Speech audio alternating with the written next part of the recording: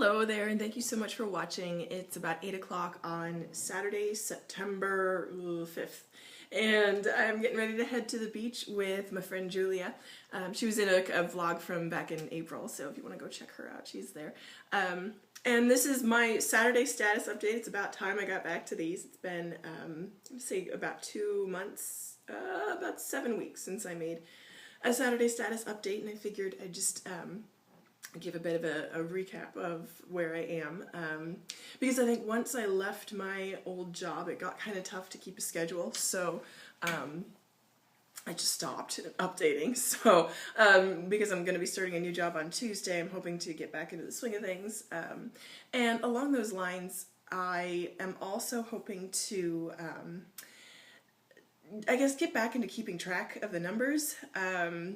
When this whole job transition happened, I knew kind of at the beginning of June, well, if I'm honest, I knew at the beginning of last October that the situation was temporary and it just was not going to be sustainable. My boss was,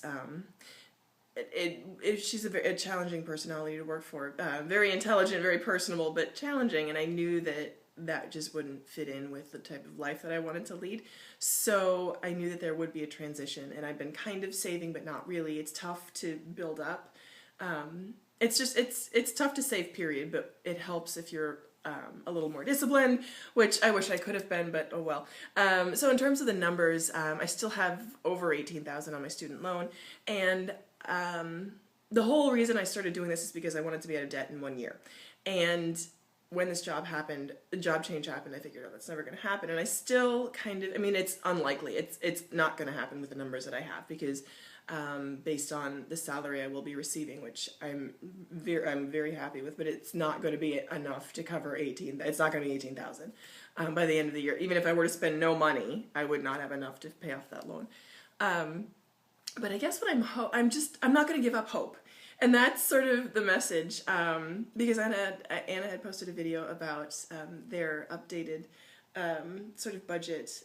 And oh, in her vision journal that she was sharing, she had said that she wasn't going to stop hoping that they could pay off the car by the end of the year. And I thought, you know what, I'm not going to stop hoping that if I pay attention to the numbers, God, who's to say that God can't intervene somewhere?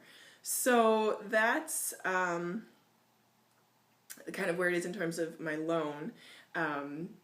And just committing to staying hopeful about that, I think, is where I am. I'm gonna still hope to make video. Oh, and that's another thing. Sacrificing to win. So at the beginning of the year, before I started this whole getting out of debt journey, I wanted to take a trip with my family, the three of us, me and my mom and my sister. And because I knew that like things would be happening with my sister and her boyfriend, on this most recent family trip that we took to Detroit, he asked for permission from all the male members of our family to marry her. So I knew that was coming, and I kind of wanted us to take a big trip before that happened, which she's not planning on getting married anytime soon. But so I had booked a cruise to the Bahamas, and I should have just paid it off all right then, because I had the money in savings at that point back in January, before I bought the car, before I transitioned out of my job.